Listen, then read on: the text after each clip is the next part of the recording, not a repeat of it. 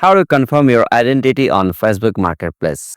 At first, you will have to first assure that you have updated the latest version of Facebook on your device. So you have to confirm that. So after you confirm that, you will have to open the Facebook on your account. So you have to open, and now after opening the Facebook, you will have to open the marketplace to confirm your identity. So after opening the marketplace, you will got such interface like it will say confirm your identity to publish listings. So you have to click on this confirm your identity options.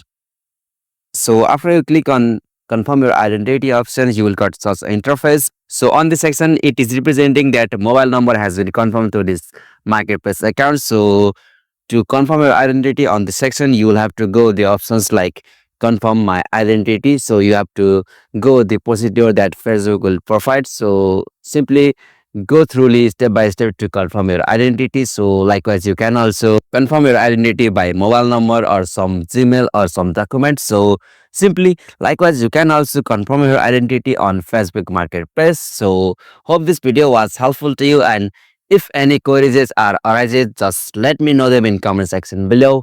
Thank you for watching this video. Have a nice day.